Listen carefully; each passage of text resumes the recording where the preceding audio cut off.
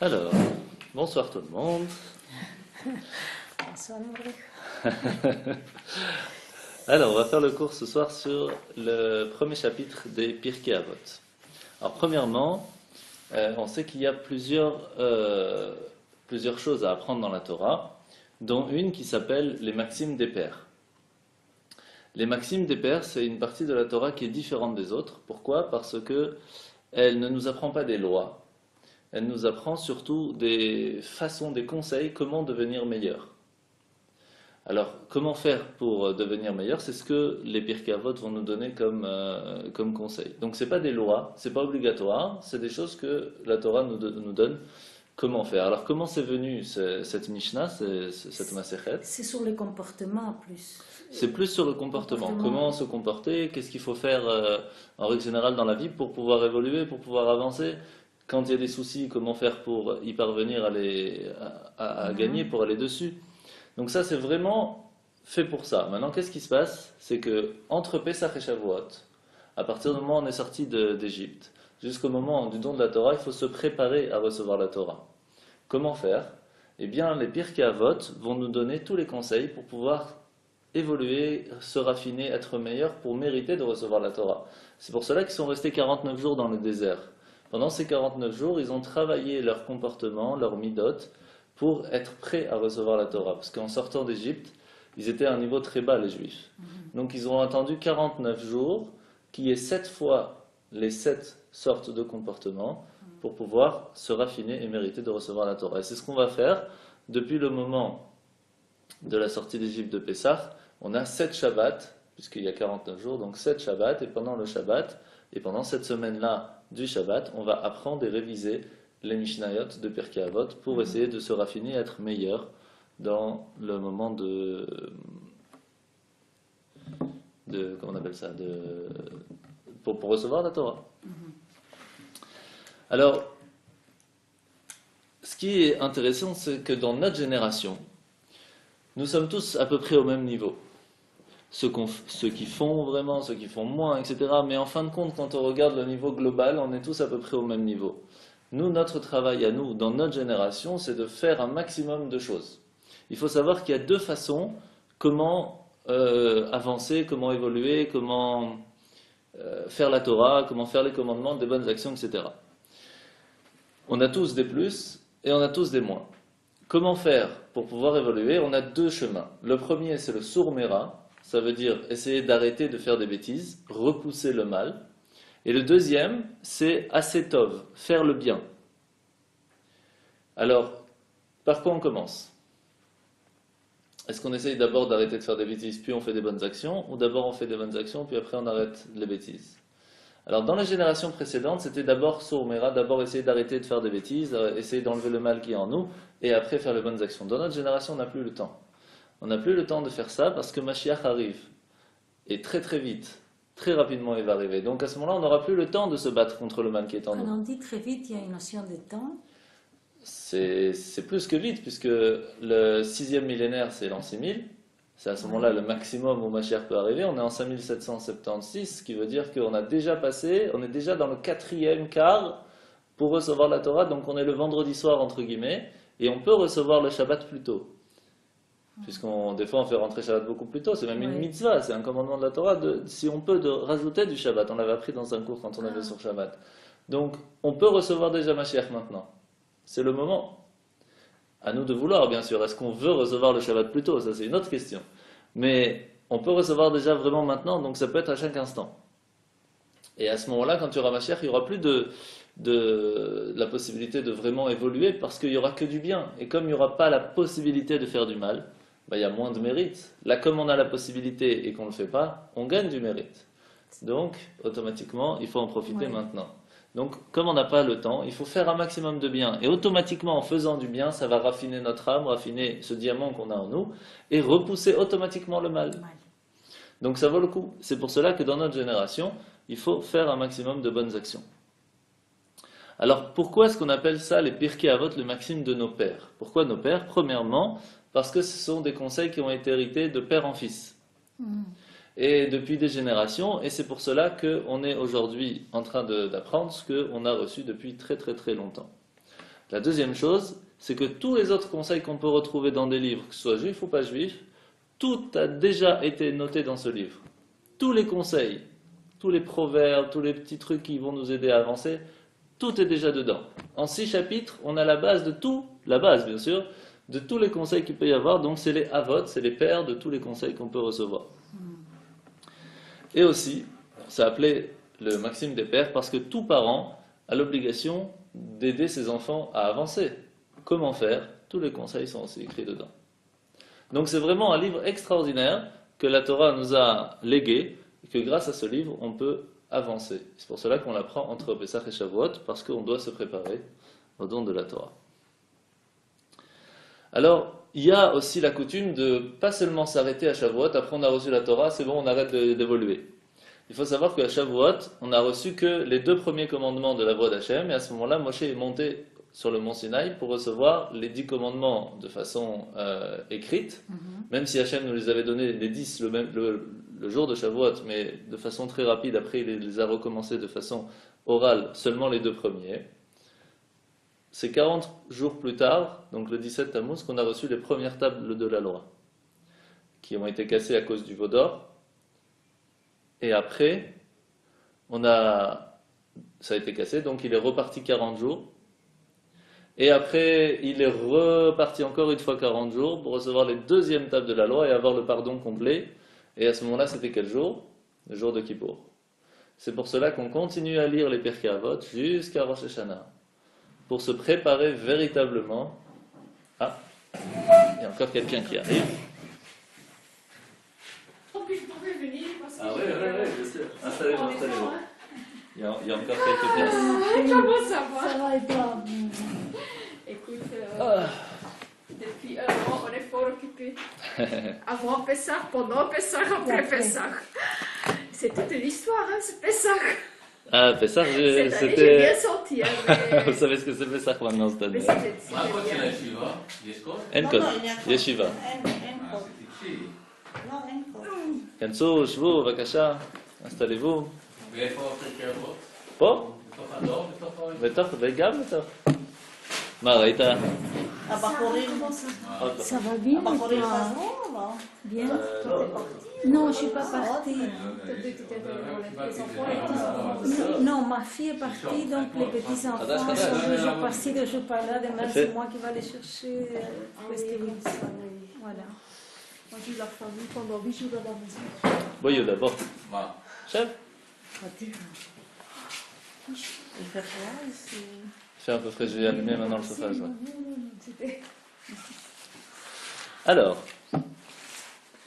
on commence à parler donc des Pirkei Avot, c'est les maximes des pères, et on a expliqué pourquoi c'est tellement important cette Mishnah par rapport aux autres. C'est pas des livres de loi, c'est pas un livre de loi, c'est un livre de conseils, comment évoluer, comment se raffiner pour se préparer au don de la Torah à Shavuot. C'est pour cela qu'on le lit entre Pessah et Shavuot. Ah oui, c'est ça. Oui, j'ai déjà entendu. Et après Shavuot, on continue de le lire. Pourquoi? Parce que véritablement, quand est-ce qu'on a reçu les 2e tables de la loi? C'était le jour de Kippour. Donc jusqu'à Rosh Hashanah, on va réapprendre encore, on va continuer à apprendre Akasha.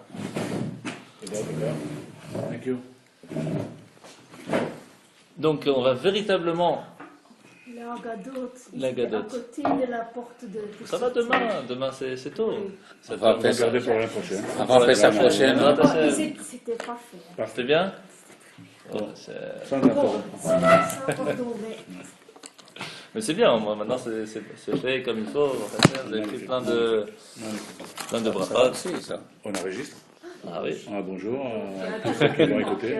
c'est en live, hein? Ah oui, d'accord. C'est en live, il y a déjà quelques personnes qui regardent. Oh, Non, Ah oui, c'est en live, regarde, c'est écrit en live là. mais c'est enregistré, non? Non, c'est en live. Live. Live. on voit que... On voit que moi. Ouais. Si vous voulez, on peut faire montrer tout le monde. Non, mais ça, c'est pas là. Pardon, oui. Alors, ouais, pas de stress, c'est ici, hein, celui qui veut venir profiter, il faut venir ici. Hein. Est-ce que je me pose la question? Pourquoi venir alors? Oui, c'est tellement C'est pas la facile. même chose, ici Si. vous pouvez poser les questions, c'est en live. C'est ça. Mais aussi, rien à on voir. peut poser. Ouais, c'est ça. Alors, Ah, moi je suis prêt.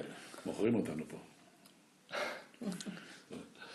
Donc la Mishnah des Pirkei Avot, donc ce sont des conseils, c'est pas des lois, c'est des conseils que la Torah nous donne, comment faire pour évoluer, pour se raffiner, pour devenir meilleur, et on le lit jusqu'à Rosh Hashanah. Pourquoi? Parce que c'est jusqu'à Kippour qu'on va recevoir véritablement la Torah, donc on continue d'essayer d'avancer pour se préparer à Rosh Hashanah et Kippour. Donc depuis Pessah, 6 mois déjà à l'avance, on se prépare à Rosh Hashanah. Donc il faut déjà penser où on va faire Rosh Hashanah, comment on va faire Kippour. Parce que c'est facile de se dire, un mois avant Rosh Hashanah, voilà, Rosh Hashanah arrive, ça commence, est-ce qu'on est prêt à... Est-ce qu'on a déjà demandé pardon? Déjà commençons avant, comme ça il n'y a pas de stress. Au moins on arrive, il y a moins à demander pardon. Il y a quoi faire. Il y a quoi faire. Donc pour ça, il faut essayer de savoir où on en est. Comment savoir où on en est? En essayant de se raffiner, etc. Et ça, c'est grâce au Pirkei Avot. Alors, c'est intéressant parce que pour pouvoir lire les Pirkei Avot, pour pouvoir apprendre ces Mishnayot, eh bien, on doit lire une phrase avant. Cette phrase, c'est Kol Israël yesh lahem chelek leolam haba. Tout le peuple d'Israël a une part dans le monde futur. C'est possible? Eh bien oui. Chacun du peuple d'Israël a une part dans le monde futur. Comment c'est possible? Premièrement, dans une part de pizza, on peut avoir une petite part ou une grande part. Donc tout le monde va avoir une part. La question, c'est la grandeur de cette part. Mais tout le monde aura une part dans le monde futur. Alors attention, quelle est la différence entre le monde futur et le jardin d'Éden? Le Gan Eden, c'est après que l'âme elle part de ce monde, elle se retrouve dans le ciel, et là elle profite de la lumière divine dans le jardin d'Éden, mais c'est l'âme qui profite, pas le corps. Le corps il reste en bas. Le monde futur, le Olam Haba, c'est quand il y aura Mashiach et que l'âme et le corps seront ensemble sur terre, que là on va profiter. Alors quand il y aura Mashiach, est-ce que tout le monde sera là? C'est ça la question. Eh bien oui. Kol Israël yesh lahem chelek leolam haba. Tout le peuple d'Israël. C'est vrai, parce que la réparation, c'est L'âme et le corps. L'âme et le corps, ensemble, seront ensemble dans cette terre pour profiter et mériter de ce qu'ils ont réussi à faire dans ce monde. En fait, ce qu'on fait dans ce monde, c'est un couloir dans lequel on va amasser un maximum de richesses matérielles, mais surtout spirituelles, pour pouvoir profiter de cette richesse quand Mashiach va venir. Alors ça, c'est une autre question. Est-ce qu'il y aura des goïms? Bien sûr, il y aura des goïms aussi. C'est écrit tous les goïs tzedek. Tous ceux qui vont faire les 7 lois de Noach, qui vont être droits, qui vont être honnêtes, qui vont... etc. Enfin, il y a plusieurs, bien sûr. Donc, on va profiter des richesses qu'on aura réussies, bien sûr, spirituelles, les bonnes actions qu'on aura faites, et on aura à ce moment-là la possibilité de recevoir cette récompense. Et par rapport à ce qu'on aura fait dans ce monde à ce moment-là, on aura la récompense en rapport. C'est pour cela que chaque Israël a une part dans le monde futur. Comment c'est possible? Alors tout de suite après, quand on commence Kol Israël, après on commence la Mishnah. Mais je vous parlais de ce qu'on va dire après la Mishnah. Après qu'on a lu la Mishnah de Pirkei Avot, on a l'habitude de dire une phrase. C'est Rabbi Hanania ben Akashia Omer, Ratza Akadosh Baruch Hu lezakot et Israël. Rabbi Hanania ben Akashia, il nous dit que Dieu a voulu nous donner un maximum de mérite. Qu'est-ce qu'il a fait pour nous donner un maximum de mérite? Il nous a donné les commandements. Combien de commandements il nous a donné? 613. 248 positifs, 365 négatifs. Est-ce que c'est sympa de nous donner tout ça? Donne-nous 3, 4, comme ça c'est plus facile. Le problème, c'est ce qu'il a fait avec Adam. Avec Adam et Ève, il leur a donné un seul commandement. Mais comme ils l'ont raté, ça a amené la mort. Ils étaient immortels, ça a amené la mort. Vous imaginez la punition? À cause de un seul. Alors il s'est dit, c'est trop dangereux. Je vais leur donner beaucoup plus. Comme ça, s'ils font doucement, doucement, ils vont réussir à avoir un maximum de choses. Mais s'ils font pas, ils vont pas tout casser d'un coup. Et ce qui est extraordinaire, c'est que si vous allez voir un policier dans la rue et vous lui dites, vous savez, j'ai vu une vieille dame avec un sac à main, je lui ai pas pris. J'avais envie, je lui ai pas pris. Je voudrais une médaille. Il va vous rigoler au nez. Non, les Belges, ils ne vont pas rigoler. Les Belges ne vont pas rigoler. Ils vont aller chercher. C'est bien, c'est pas grave. C'est qui qui a dit ça? Eh bien, la différence avec Hachem, ce qui est extraordinaire, c'est que si on lui dit j'avais la volonté de faire une bêtise et je me suis retenu, je ne l'ai pas faite, on gagne un mérite de ça. Extraordinaire. Pourquoi? Il nous a donné 365 interdits. Quand on regarde, c'est plein de répétitions, détails par-ci, détails par-là. Parce que même sans le vouloir, eh bien, on ne fait pas que des bêtises. Donc, automatiquement, on a un mérite. Même si on ne veut pas, on a des mérites. Et même les bonnes actions, quand on nous dit, voilà, il faut faire telle chose, c'est telle chose, et puis telle chose, et puis telle chose, dans la même chose. Quand on regarde, il n'y a pas 613, il y a peut-être une centaine, parce que c'est beaucoup de répétitions par-ci, par-là. Donc, automatiquement, on gagne un maximum de mérite. C'est pour ça qu'il nous a donné un maximum de choses. Et c'est pour cela que c'est très lié à ce qu'on a dit juste avant. Comment c'est possible que tout le monde futur peut avoir, que tout le peuple d'Israël peut avoir le monde futur? Parce que même sans le savoir, on fait des bonnes actions. Donc automatiquement, on aura la part par rapport à ce qu'on aura fait. Alors, à la fin de cette phrase, on dit Yagdil Torah veyadir. Yagdil, c'est la grandeur. Yadir, c'est dans la beauté. Ça veut dire que par la Torah, la Mishnah, ce qu'on va apprendre maintenant, ces conseils, on pourra grandir de façon dans la quantité, mais aussi veyadir dans la qualité. C'est deux choses différentes et deux choses qu'il faut travailler. Alors, comment commence la Mishnah? La première Mishnah des Pirkei Avot, c'est Kol Israël, c'est Moshe Kibel Torah Misinaï, Yom Sarah le Yoshua.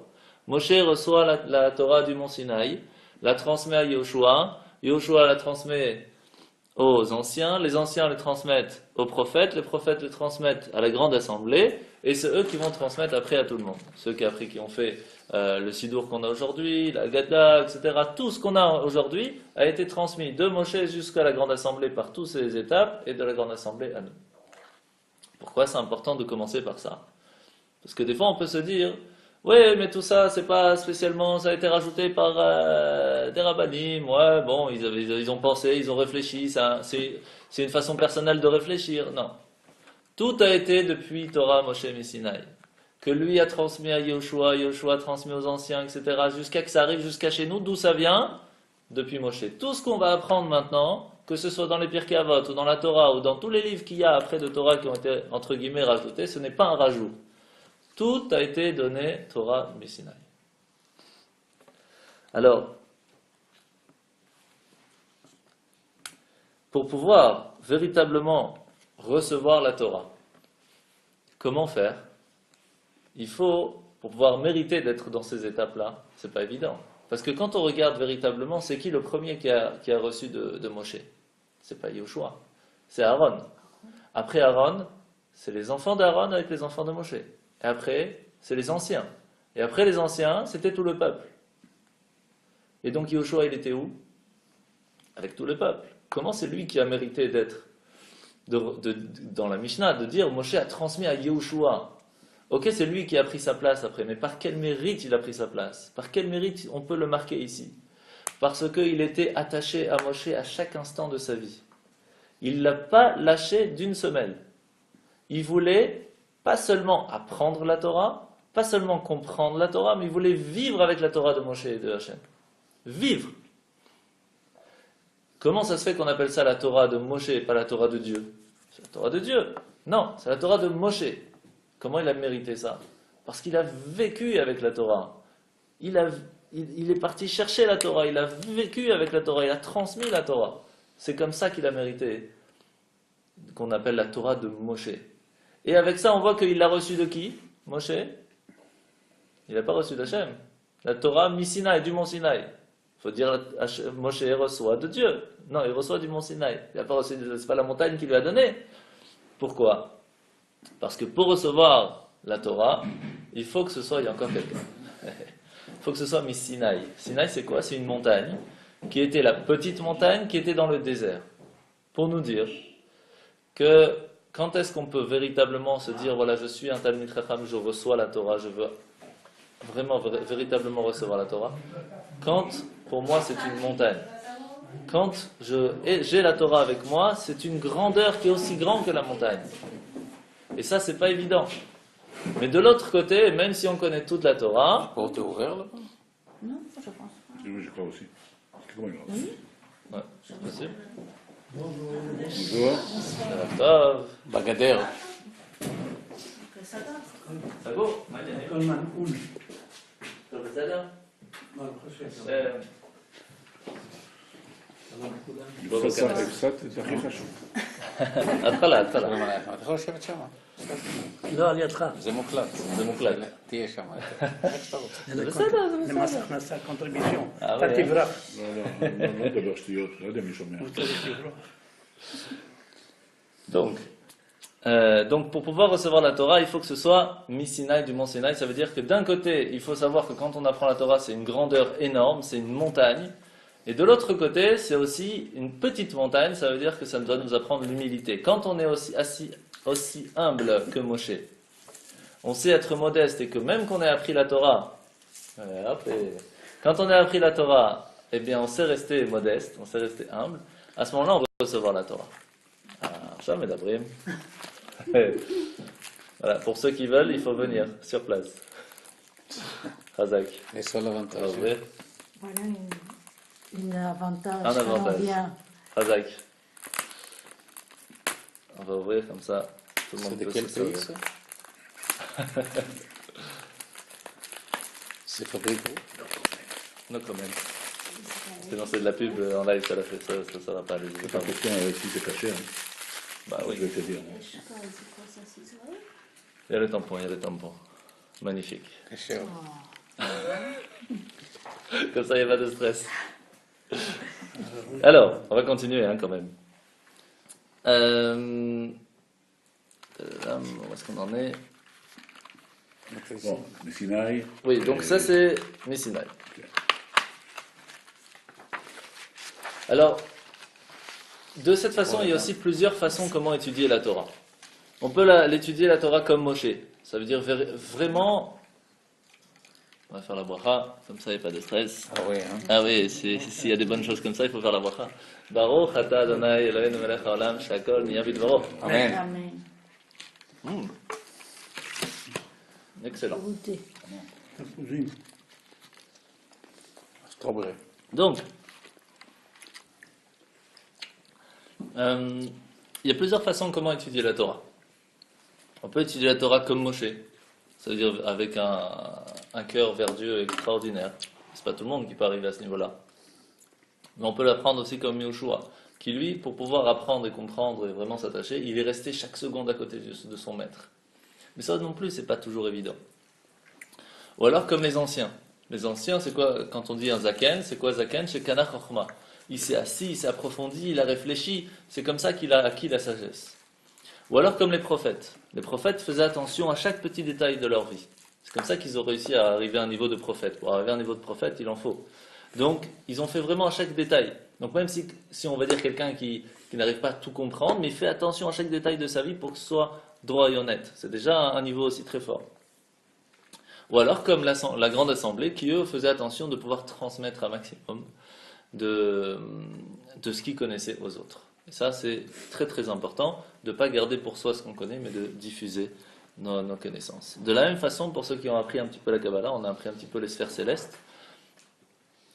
Il y a, vous vous rappelez, dans les 10, il y a les premiers, c'est Chokhmah, Bina, Da'at, c'est les sortes d'intelligence. Alors, la première Chokhmah, la véritable sagesse divine, ça c'est Moshe, c'est Chokhmah Ilaha, c'est la grande sagesse.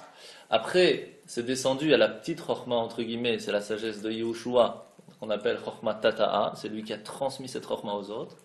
Après, il y a celui des anciens, c'était Mochin les Midot, c'est ceux qui ont réussi à prendre cette sagesse pour la mettre dans les comportements, pour que la Torah, pas seulement reste dans la tête, mais que ça arrive jusqu'au cœur et que ça change notre comportement, parce qu'on peut apprendre beaucoup de Torah et en fin de compte, ça ne change pas notre comportement. Ça peut arriver tout à fait facilement. Donc le but de la Torah n'est pas que ça reste dans une compréhension, mais que ça nous change en tant que personne, qu'on devienne meilleur. Ça c'est les anciens, c'est la sagesse des anciens. Pour cela qu'on apprend beaucoup de nos anciens. Et après, la grande assemblée qui, elle, a fait transmettre au peuple. Et ça c'est Malchut. Ça c'est la force de pouvoir transmettre à tout le monde. C'est pas tout le monde qui a la possibilité de comprendre et d'arriver à se changer. Mais chaque petit détail qu'on arrive à prendre et de là à changer, c'est déjà énorme. Alors, on voit aussi que Moshe, c'est les initiales de Machloket, Shammai, Ve'ilel. Moshe, même Machloket, Shin, Shammai, et Hillel. De temps en temps, on peut se dire, oui, mais regarde, c'est pas possible. Dans la Torah, quand on regarde la Gemara, le Talmud, etc., il y a toujours des disputes. Lui, il dit que c'est comme ça, l'autre, il dit que c'est comme ça. Alors, c'est comment la Torah? C'est droit ou c'est gauche? On peut pas dire ça c'est kasher et pas kasher. Comment ça fonctionne? Pourtant, Moshe vient nous dire que les machloktot, Les discussions qu'il y a dans la Torah pour savoir si c'est cachère ou pas cachère ou autre, ces discussions sont déjà depuis Moshe Missinaï. Ça a déjà été prévu qu'il y ait ces discussions et qu'il y ait en fin de compte l'avis définitif pour savoir si c'est cachère ou pas. Et pourtant, ce qui est extraordinaire, c'est que d'après ce qu'on vient d'apprendre, puisque Moshe c'est une partie de la Torah, la marloquette c'est aussi de la Torah. Ça veut dire que les deux ont raison. Zévézé, comme ça il est écrit dans le Talmud, Zévézé divrei Elokim Chaim. Les deux ont raison. Comment c'est possible de dire sur un morceau de viande, un il dit cachère, l'autre il dit pas cachère, que c'est ou cachère ou pas cachère? Comment les deux peuvent avoir raison? Comment on peut allumer les bougies? Il y a deux rabbis qui disputent. Un dit que, par exemple, Shammai Hillel, la classique, c'est il faut allumer les bougies de Hanouka, pas de 1 à 8, mais de 8 à 1. Alors, c'est qui a raison? De 1 à 8 ou de 8 à 1? D'après la Torah, les deux ont raison. Qu'est-ce que tu vas faire tout un palabre? Mais aujourd'hui, on doit faire comment? De 1 à 8. Quand tu auras Mashiach, ce sera l'inverse, ce sera de 8 à 1. C'est quoi? Le fait d'allumer, c'est déjà pas mal. C'est déjà bien. D'accord. Faut pas chercher trop loin. C'est vrai. Mais comment c'est possible que les deux ont raison? Parce que ça dépend de où on se place. Ouais. Hillel, c'était quelqu'un de bon, de chesed. Il a eu une bonté extraordinaire. Shammai, c'était quelqu'un qui voulait faire les choses, mais vraiment, discipline 100%, sévérité, rigueur extraordinaire. Donc pour lui, on ne pouvait pas essayer de trouver un peu des petites choses à côté pour arriver au but. Il fallait que ce soit tout droit. Donc sa façon, comment réussir à arriver, elle devait être tout droit. Il n'y avait pas de petits compromis ou autre. C'est pour cela que même si les deux ont raison, chacun a un chemin différent pour arriver à la vérité. Mais les deux arrivent à la vérité. C'est juste le chemin qui est différent. Ça, on l'explique très, très souvent dans une petite explication très simple. Je vais vous montrer, vous allez voir que c'est tout à fait facile à comprendre. Je vais vous poser une question. Regardez. D'après vous, qu'est-ce qui est le plus grand? La largeur ou la longueur ou la hauteur? La hauteur. Le plus grand au niveau des volumes. Je parle grandeur en centimètres. Je pense la même chose. C'est la hauteur. La même Maintenant, chose. Knina, de ton côté, c'est la hauteur ou la largeur qui est plus grande? Largeur. C'est la largeur. Regardez, si on regarde ici, Oui, c'est vrai. la hauteur est plus grande.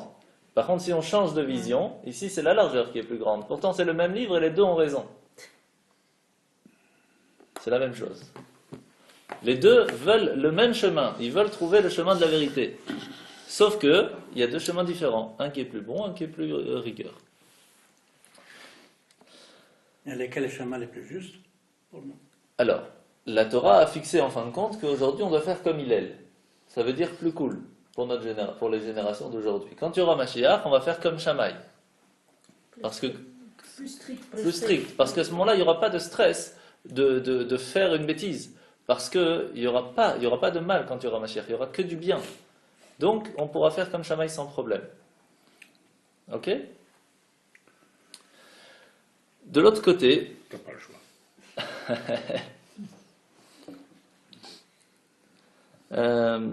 on voit qu'il y a une différence entre Moshe, comment il a reçu la Torah, et tous les autres. Parce qu'on le voit dans le texte. Moshe reçoit la Torah du Mont Sinaï, lui il a reçu. Alors que les autres, on leur a transmis. Moshe transmet à Yoshua, que lui transmet aux anciens, etc. Quelle différence entre recevoir et transmettre? Quand on transmet, on peut transmettre tout ce qu'on a. Quand on reçoit, on ne peut recevoir que ce qu'on a réussi à recevoir. Quand Moshe a reçu la Torah, c'est de Dieu. Est-ce qu'on peut dire que Dieu a tout transmis à Moshe? C'est pas possible. Possible. Il a pu tout... Il faut mémoriser tout ça. Voilà. Donc lui, qu'est-ce qu'il a fait Moshe? Il a reçu par rapport à son potentiel. C'est pour ça qu'on dit que Moshe a reçu la Torah du Mont Sinaï. Parce qu'il ne peut pas avoir toute la sagesse divine dans sa tête d'humain. C'est impossible. Par contre, après, quand lui, il a transmis tout ce qu'il connaissait à Yoshua. Que lui a transmis tout ce qu'il connaissait aux anciens, etc. Mais la première fois, il a pu recevoir que ce qu'un humain, entre guillemets Moshe, qui était quand même extraordinaire, a pu recevoir. Donc ça, c'est la différence qu'il y a entre les deux.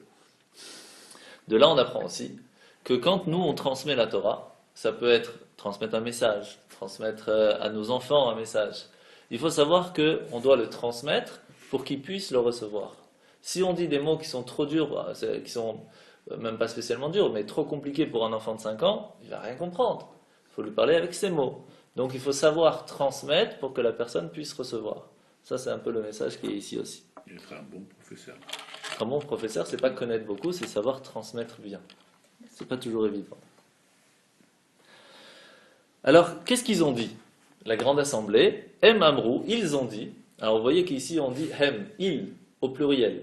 Parce qu'à ce moment-là, c'était tous ensemble qui parlaient, qui réfléchissaient, qui fixaient. Il n'y avait pas un chef. Après, plus tard, il y avait un chef qui gérait tout le monde, même avec Shammai, Hillel, etc. Il y avait un rabbi, un beddin, etc.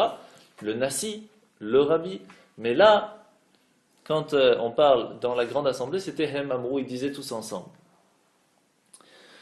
Pourquoi? Parce qu'ils ont dit 3 choses extraordinaires. Première chose, Avu metunim badin. Il faut être patient dans le jugement. Ça veut dire quoi être patient?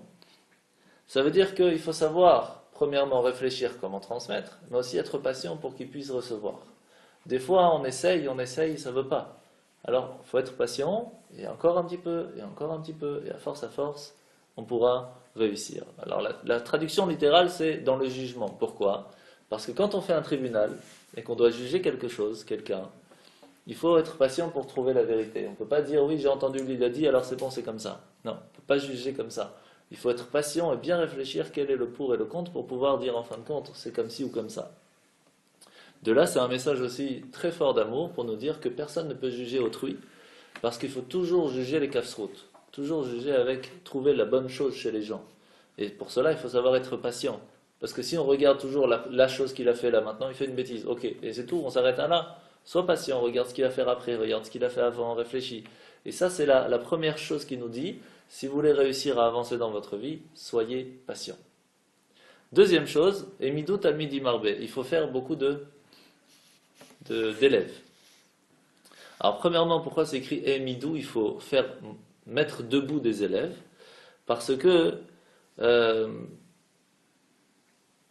il faut pouvoir donner à la personne à qui on va transmettre une chose sur laquelle il pourra être debout. Se dire, voilà, la base de ce qu'on a réussi à apprendre de ce cours, c'est quelque chose de fort. Sur ça, on va avancer. Je peux monter mon escalier et j'ai déjà avancé avec ça. Et c'est par cette chose-là, c'est une base pour avancer, pour devenir meilleur. Si on n'a pas réussi à faire ça, le cours n'a pas réussi.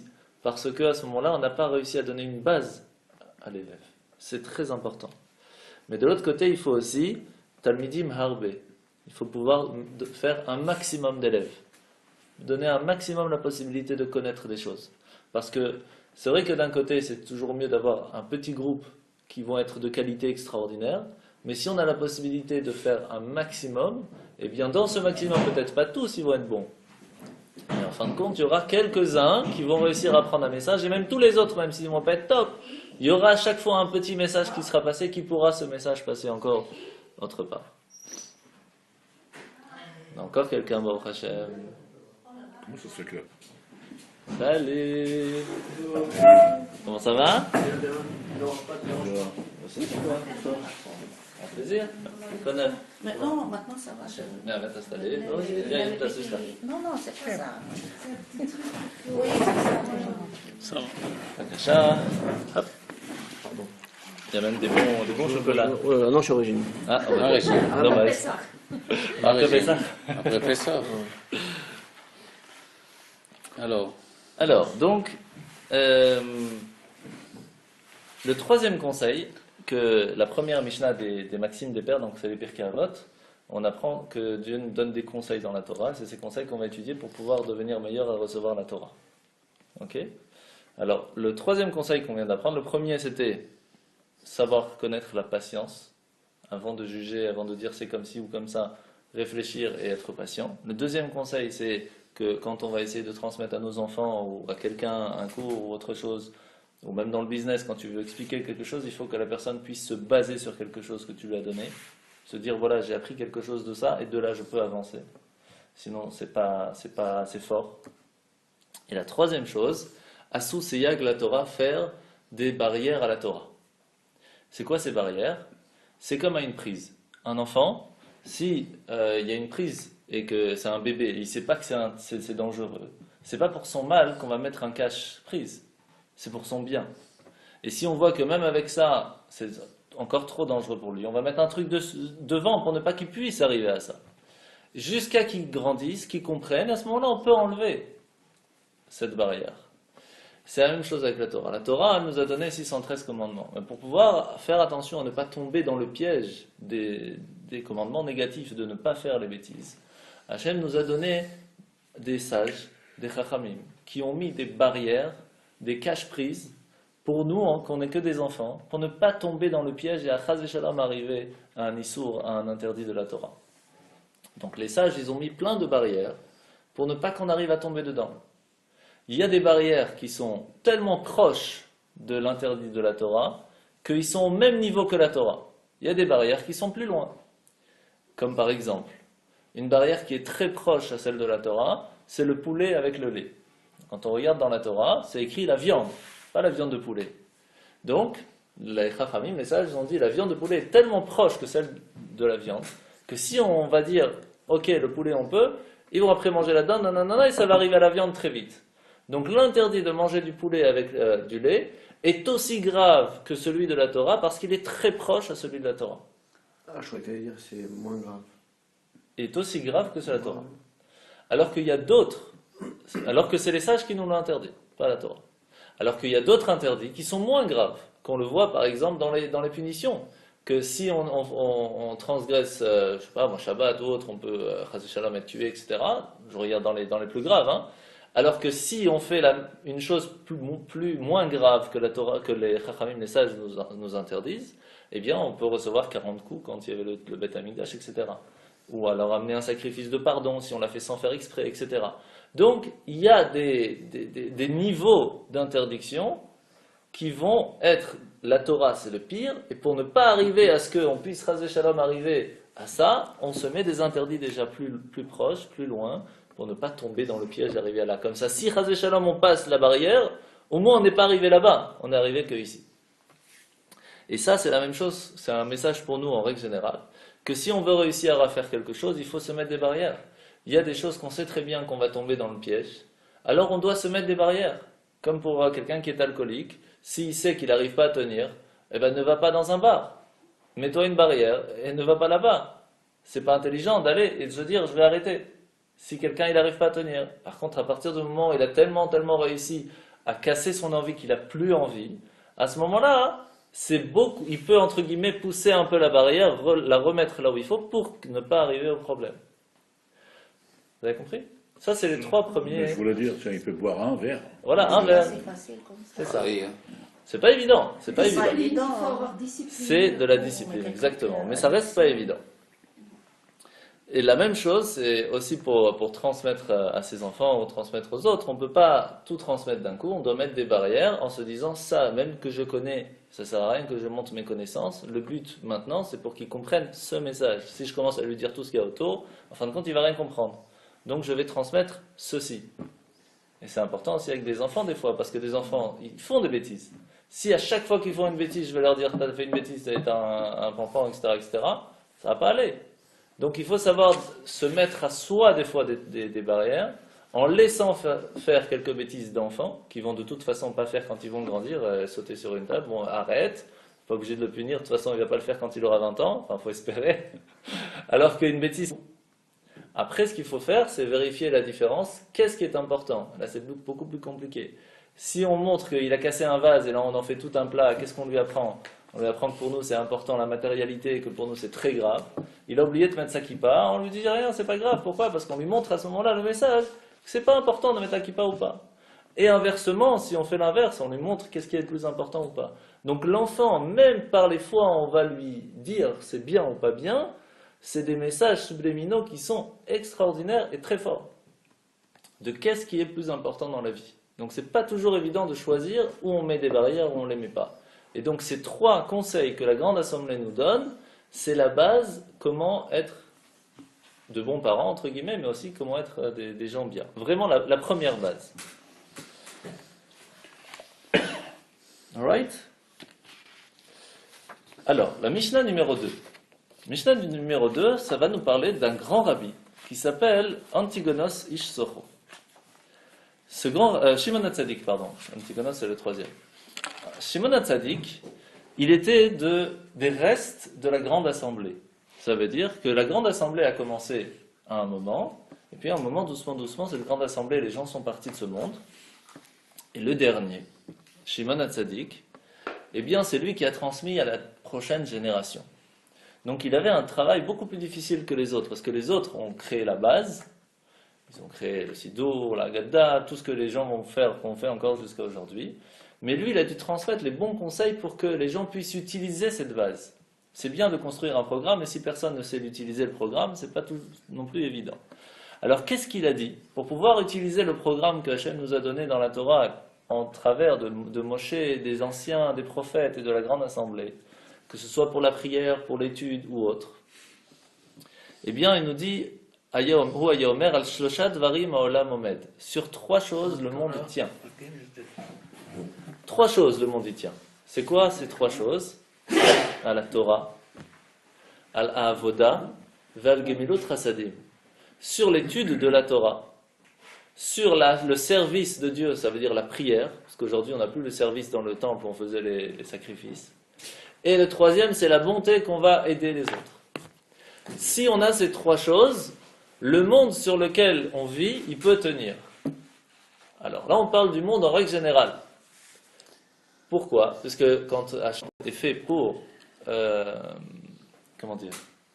pour se rapprocher de Dieu, puisque c'est le Korban, qui vient du mot Karov. Et aujourd'hui, comment on fait pour se rapprocher de Dieu? Grâce à la prière, à la tfila. Parce que quand on fait la tfila, eh bien, on lui parle. Quelle est la meilleure façon de se rapprocher de quelqu'un? C'est quand on parle. Comment on se rapproche le mieux de sa femme ou de son mari? Quand on discute. Comment on se rapproche avec ses enfants? Quand on parle, quand on discute avec eux. Eh bien, pour se rapprocher de Dieu, c'est en lui parlant, quand on fait la prière. Et ça, c'est une base. Parce que si on reste toujours cloîtré dans notre monde et qu'on ne s'attache pas à la divinité, à Dieu, on est séparé complètement. Et à quoi ça sert qu'il ait créé ce monde? Si ce n'est pas pour être connecté avec lui. Donc la prière, c'est la façon comment donner une raison à ce monde, tout simplement. Et la 3e, c'est Gemilut Chasadim. Tout le but, pourquoi est-ce qu'il a créé ce monde? C'est pas seulement pour que lui puisse venir et discuter avec nous. C'est pour que nous, on ait un mérite de pouvoir s'entraider. C'est ça le but final. Et donc l'entraide que nous avons entre nous, c'est la base du monde. Ça, c'est le monde par rapport au monde général. Maintenant, est-ce que ça nous donne à nous, de façon personnelle, dans notre monde à nous personnel, est-ce que ça nous aide de savoir ces 3 choses? Alors,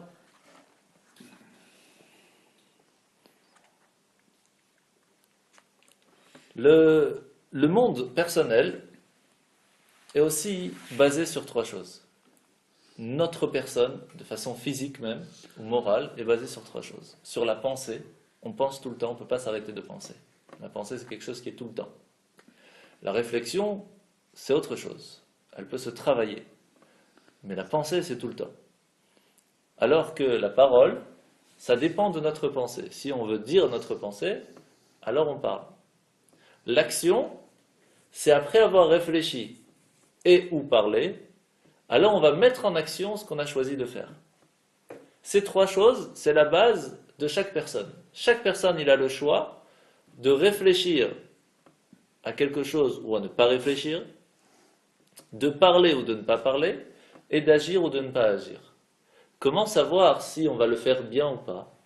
Grâce à la Torah, on va réfléchir et donc connaître des choses pour savoir ce qui est bien ou pas bien. Et donc ça va faire que notre pensée soit pure. Grâce à la prière, on va utiliser notre bouche pour parler avec Dieu et donc automatiquement apprendre à parler de façon pure. Et en agissant, en s'entraidant et en aidant les autres, on va apprendre comment agir de la meilleure façon. Et ça, c'est le message de Shimon HaTzadik. Si tu veux pouvoir te raffiner et devenir meilleur, il n'y a pas meilleure chose que ces 3 choses.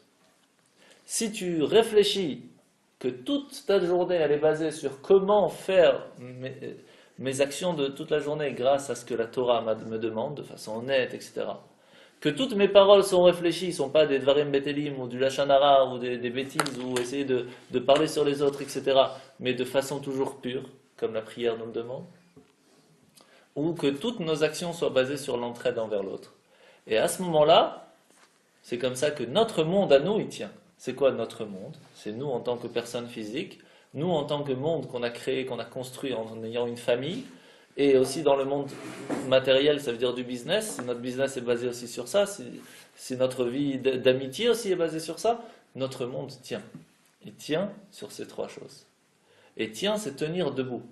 Comment on peut apprendre à nos enfants de réussir à créer quelque chose où il peut se mettre debout, il peut se tenir sur ses parents pour dire j'ai une base pour pouvoir avancer dans ma vie et trouver le bon chemin, c'est quand c'est devenu une poutre pour nous, ces trois choses. À ce moment-là, lui aussi, pour nos enfants, ce sera une poutre pour pouvoir avancer. Ça, c'est le message de Shimon HaTzadik.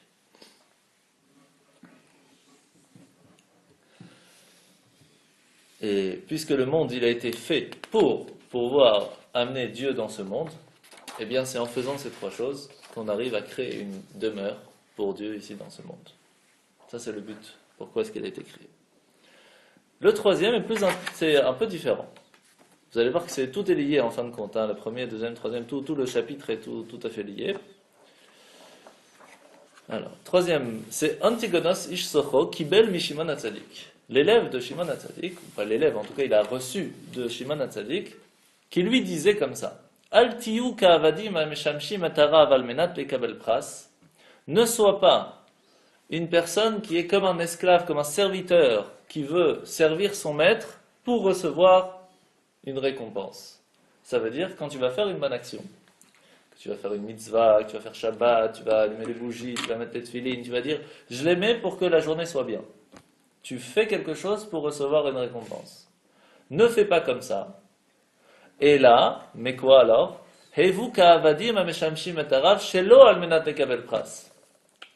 Essaye d'arriver au niveau que quand tu fais une bonne action, pas pour recevoir une récompense, mais pas spécialement pour recevoir une récompense. Fais-le pour Dieu. Et seulement comme ça, Vihi Mora Shamaim Alechem, c'est seulement comme ça que tu pourras recevoir sur toi la véritable crainte divine. La véritable crainte de Dieu. C'est pas évident. De pouvoir arriver à un niveau comme ça, c'est pas du tout évident. Alors, premièrement, c'est pas du tout compréhensible, le texte. Parce que, c'est quoi un serviteur? C'est qui travaille sans récompense. Encore, il aurait dit un ouvrier qui veut une récompense de plus, c'est une chose. Mais là, on parle d'un serviteur qui veut travailler en recevant une récompense. Si serviteur, un esclave ne va pas recevoir de récompense. De toute façon, il faut qu'il fasse. Et nous, quand on est sorti d'Égypte, on est devenus les serviteurs d'Hachem. Donc chaque récompense qu'on a, c'est un cadeau d'Hachem. Chaque chose, c'est un cadeau. C'est pour ça qu'on le remercie à chaque fois. Qu'on fasse ou qu'on ne fasse pas, c'est un cadeau. Sauf que, c'est comme avec nos parents. Quand nos parents ils vont nous dire, voilà, est-ce que tu peux aller chercher de l'eau, on n'a plus d'eau. Est-ce qu'on va le faire pour recevoir une récompense? Non, on le fait parce que nos parents nous ont demandé. Mais quand les parents vont voir qu'on a fait quelque chose pour eux, ils vont nous donner une récompense. Mais si on le fait pour la récompense, ça a perdu de son charme. Donc qu'est-ce qu'il nous dit Shimon HaTzadik? Sache que si tu veux arriver au meilleur niveau de la façon pour pouvoir servir Dieu comme il le faut, c'est d'arriver à un niveau de crainte divine et d'amour divin tellement haut que tu ne le fais pas pour toi, mais tu le fais pour Dieu. Mais on apprend aussi une phrase très importante, mitor shelo lishma, balishma. D'abord, commence à le faire même pour recevoir la récompense, et à force de le faire, tu vas apprendre et kiffer, et profiter de ça, et donc tu vas le faire vraiment pour Dieu. Il faut savoir que Antigonos Ish Socho avait deux élèves qui ont tourné d'une façon très embêtante, si on peut. Un, c'était celui qui a commencé les tzduki, et l'autre, c'est celui qui a commencé les baitosim. Sans rentrer dans le détail, c'est ces deux-là qui ont commencé, si vous voulez, les réformés, les libéraux, je veux prendre que cette partie de la Torah, pas la Torah orale, que la partie écrite, etc. Comment c'est possible qu'un grand rabbi comme ça, il a pu faire deux élèves qui ont, eux, commencé ce style de pensée? Et c'est pour cela qu'il nous amène ça. Si quand on apprend la Torah, on l'apprend pour recevoir une récompense. De quelle récompense on parle ici? La récompense de comprendre. Si quelqu'un il vient pour apprendre la Torah pour dire j'ai appris quelque chose, je suis content, j'ai plus de connaissances, j'ai réussi à avoir une connaissance plus grande, que pour la connaissance, c'est très dangereux, parce que tu n'auras pas la véritable crainte divine de ça. Et la preuve, c'est que ses élèves à lui, ils sont tombés dans le piège, ils ont appris que pour avoir plus de connaissances, et à force, ils n'ont pas appris à avoir la crainte divine, et ils sont tombés dans un cas catastrophique. Ils ont tout retourné, ils se sont complètement trompés. Pourquoi? Parce qu'ils l'ont fait pour eux-mêmes, pour avoir de la connaissance. Et ça, c'est très dangereux. Alors que si on apprend la Torah, pas pour avoir un plaisir personnel, mais pour pouvoir étudier la Torah pour Dieu, parce que Dieu nous a demandé, et en même temps on profite du plaisir qu'on a, parce que c'est un plaisir extraordinaire d'apprendre la Torah, d'avoir une connaissance, ça ouvre l'esprit, c'est extraordinaire. À ce moment-là, on peut recevoir la véritable crainte divine. C'est pour cela qu'il vient nous préciser cette phrase. De l'autre côté, il n'y a pas que dans la Torah qu'on peut avoir un plaisir. Quand on fait une bonne action, quand on voit quelqu'un qui n'a pas assez d'argent, qui n'a pas de quoi manger, on lui donne. On a un plaisir de ça. Est-ce que ce plaisir, c'est bien? Bien sûr c'est bien. Ça nous aide à pouvoir le refaire. Mais si on le fait pour avoir ce plaisir, c'est que le premier niveau. C'est pas top. Parce que sinon, on va le faire pour nous, pas pour l'autre. Et ça c'est dommage. Alors une fois, il y a un chassid qui faisait des cours devant tout le monde. Et il a dit au rabbi, écoutez rabbi, j'ai un problème parce que je commence à devenir orgueilleux de ça. Je me sens bien, je fais le cours devant tout le monde, c'est top et tout. Le rabbi lui a dit, tu sais quoi, continue, même si tu es orgueilleux, mais au moins les gens ils écoutent, ils apprennent.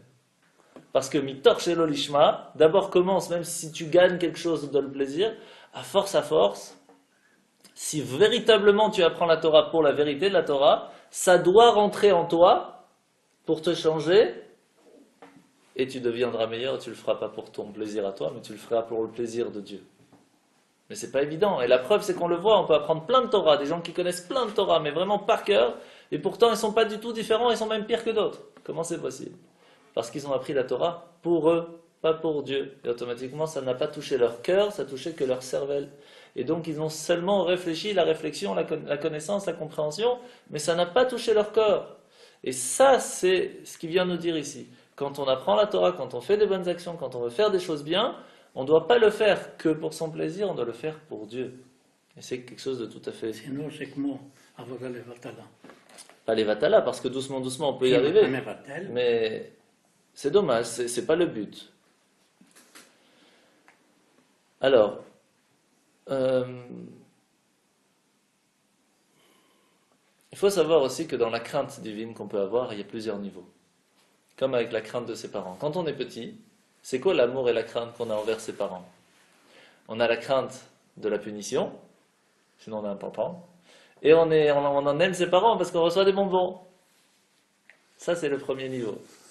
On fait des choses pour Dieu, pourquoi? Parce qu'on reçoit la santé, on reçoit le business à tourne et tout, ça c'est les bonbons. Et on a peur de la punition qu'on peut avoir si on fait une bêtise, alors on ne fait pas. On va pas manger à Kippour, c'est la punition qui est après, ouais. Ou autre. C'est une idée. Ça, c'est le premier niveau. Premier niveau d'amour envers Dieu, premier niveau de crainte envers Dieu. Sauf que ce n'est pas ni l'amour de Dieu, ni la crainte de Dieu, c'est l'amour de la récompense et la crainte de la punition.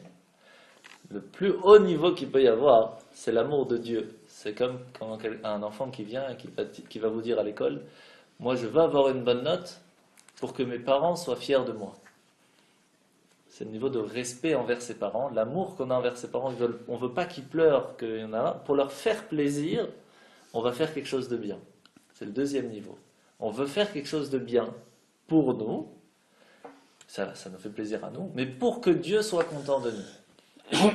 Ou la crainte de l'inverse, la crainte de la perte de respect de Dieu, que Dieu va être triste en nous voyant en faisant cette bêtise, et donc on ne veut pas, et on a peur qu'on perde ce respect de Dieu, donc on ne va pas le faire. C'est déjà beaucoup plus joli. Et il y a le troisième, qui est là très rare à arriver, à Varaba, Ira, Rabba, c'est des grands niveaux. C'est après qu'on a réussi à avoir un niveau que quand on le fait pas pour la récompense. On le fait sans attendre de récompense. On arrive à un niveau de crainte de Dieu, que Dieu c'est tout pour nous. Et que chaque action dans notre vie, on le fait par amour pour lui. 100%. Chaque pensée qu'on a, c'est pour Dieu. tout. Et là, on a un amour véritable à 100% envers Dieu, et c'est même plus de la crainte. Ça s'appelle ira, mais c'est pas une crainte, c'est un amour qui est mélangé à la crainte envers Dieu, qui est tout à fait différent de tout ce qu'on peut ne serait-ce qu'imaginer. Ce niveau-là est très rare à réussir à arriver. Mais de la même façon qu'on peut l'avoir envers ses parents, que même après qu'ils sont partis de ce monde, on a cette crainte, on ne veut pas faire quelque chose qui est en l'encontre de ce qu'eux nous ont transmis, et on fait tout pour eux, à 100%, sans même réfléchir. C'est le moment de Yortzeit, eh bien on fait quelque chose pour lui, ou même quand ils sont encore vivants, c'est leur anniversaire, on prend l'avion, on va à 3000 km pour eux, on ne réfléchit pas, parce qu'on les aime, sans distinction, parce que c'est comme ça. Ce niveau-là, il faut le faire pour Dieu. Il veut qu'on fasse ça, on fait. C'est pas possible, c'est pas notre problème, on fait. Comme quand on arrivait devant la mer Rouge, il y avait les Égyptiens qui nous couraient derrière, les Juifs, ils ont dit, bon, on peut pas, il faut qu'on fasse la guerre contre eux, ils vont jamais nous lâcher. On est ou la mer ou les Égyptiens, au moins on fait la guerre. Il y en a d'autres qui disent, on va se suicider, comme ça on est tranquille. Ouais, il y en a d'autres qui ont dit, on va retourner en esclavage, au moins on est vivant. Il y en a d'autres qui ont dit, on va prier à Dieu, comme ça il nous sauve. Qu'est-ce qu'il a dit Hachem? Personne n'a raison. L'histoire maintenant, c'est ni d'aller faire la guerre, ni d'aller se suicider, ni de prier, rien. C'est qu'est-ce qu'il faut faire maintenant? Je vous ai dit d'avancer. Ah, mais il y a la mer devant? C'est pas ton problème, je te dis d'avancer, t'avances. Il y a un qui a écouté. Narshon ben Aminadav. Il a dit, Dieu m'a dit d'avancer, j'avance. Et il avance dans la mer. Et quand l'eau arrive à son cou, c'est là qu'Hachem il dit, voilà, il y en a un qui m'a fait confiance. Par lui, par le mérite de Narshon, tout le peuple d'Israël va avancer. Et il a dit à Moshe, lève ton bâton dans la main droite. Et à ce moment-là, le vent s'est soufflé et ils sont passés. Donc c'est pas par des grandes conférences qu'on va réussir à bouger le monde. Une personne qui dit, Dieu m'a dit, je fais, c'est lui qui ouvre la marche à tout le peuple. Ça c'est la force des 3 premières Mishnah du chapitre 1 de Pirkei Avot. On n'a fait que 3. Hein. Et on lit ça quand? On lit ça le Shabbat après-midi, c'est le moment où on refait tout le chapitre, et toute la semaine, on révise le chapitre pour que ça devienne une habitude, toutes ces choses qu'on a apprises. C'est pas spécialement le matin avec la prière? C'est quand vous voulez. C'est quand vous voulez. Ce qui est important, c'est dans la semaine de réviser, de prendre ça, de s'y mettre et d'essayer de se changer, de se raffiner pour être meilleur à arriver pour le temps de Matan Torah. Ça marche? Vous voulez faire une autre Mishnah? Encore une? Allez, vendu. Mishnah numéro 4. Après, on s'arrête. Mishnah numéro 4. Yosef ben Yazer, Istzereda ve Yosef ben Yochanan, Ish Yerushalayim, Kiblo mehem. Yeh betecha bet vahad lachachamim. Yosef ben Yazer, Istzereda omer, Yeh betecha bet vahad lachachamim, veve mitabek bafar aglehem, veve shote vetsama divrem. Il nous dit 3 choses. Il nous dit il faut que notre maison soit un endroit où les sages peuvent venir et étudier. Deuxième chose, il faut s'attacher à la poussière de leurs pieds. Et troisième chose, de boire avec soif leurs paroles. La traduction littérale. Qu'est-ce que ça veut dire? Alors, première chose, c'est faire de notre maison un endroit où les sages peuvent venir. Qu'est-ce que ça veut dire? C'est-à-dire que ils savaient très bien que pour pouvoir être un Talmid Chacham et pouvoir apprendre tout de la Torah tout le temps, c'est pas donné à tout le monde. Parce que Hachem, il a créé chacun avec un but dans la vie. Il y en a c'est de travailler, il y en a c'est d'étudier, il y en a c'est de transmettre, il y en a c'est de faire les deux. Chacun a un but dans sa vie. Mais il faut s'attacher à la Torah et donc à ceux qui vont enseigner la Torah. Pour cela, si on n'a pas nous la possibilité de transmettre à nos enfants ou de transmettre à ses amis, eh bien fais de ta maison un endroit où on sait que si on vient chez toi, on va prendre un cours de Torah. Comment ça? Il y a plusieurs possibilités. Ou on amène quelqu'un qui va faire un cours de Torah de temps en temps. Ou on sait que quand on vient le Shabbat, eh bien le Balabait, le propriétaire de la maison, il va préparer 2-3 mots de Torah le Shabbat avec ses invités, il va leur parler de la paracha. Il va faire un endroit de sa maison, un endroit de Torah. Pour cela, Yé betecha bet vahad la chachamim, que les sages puissent venir et amener de la Torah dans ta maison. C'est pour cela que c'est très important de temps en temps d'inviter ses amis et de faire un cours de Torah à la maison. Pirkei Avot. Deuxième chose, de pouvoir s'attacher, de pouvoir prendre la poussière des pieds des chachamim. Qu'est-ce que ça veut dire? Ça veut nous apprendre que la façon comment les Chachamim y marchent, ils avancent, ils mangent, ils vivent, doit être un exemple pour chacun. Pas seulement qu'au moment où ils étudient la Torah, hein, alors c'est comme ça qu'il faut faire la même chose. Ça c'est facile. Quand j'étudie la Torah, pas de différence, j'étudie, il étudie. Non. Comment est-ce que par son étude à la Torah, il a la façon de marcher? Comment est-ce que, il a étudié la Torah, comment il va se comporter dans la vie de tous les jours? Il va être honnête, il va être droit, il va faire attention à ci, il va manger comme ci, il va manger comme ça, il va aller dans tel endroit, etc. Comment il vit, et je dois prendre exemple de lui, jusqu'à même sa façon de marcher. Ça, c'est très important. Et la troisième chose, c'est l'importance de se donner la soif de Torah.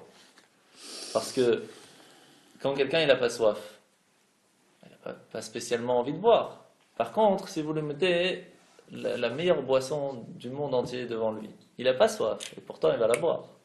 On a fini le repas, et pourtant on lui amène un beau millefeuille ou une belle glace, ou le meilleur gâteau pâtisserie qu'il adore. Il va se donner faim pour le manger. C'est la même chose. Il faut réussir à se donner à soi la soif de vouloir apprendre la Torah. Et ça, pour ça, c'est pas très difficile. Comment ça fonctionne? L'appétit vient en mangeant. Si on vient des cours de Torah, automatiquement on va dire « Ah, c'était sympathique », et ça va nous manquer, et on va revenir, et c'est comme ça qu'on va étudier. Donc, Baruch Hashem, en venant ce soir, vous avez fait ce que la Mishnah nous dit. En venant, vous avez pris la soif pour que la semaine prochaine, Bezrat Hashem, on revient, et on puisse continuer, Bezrat Hashem. Alright? Merci beaucoup. Chaim Chaim, Chazak Ubaruch. Merci beaucoup. Bonne soirée à tous.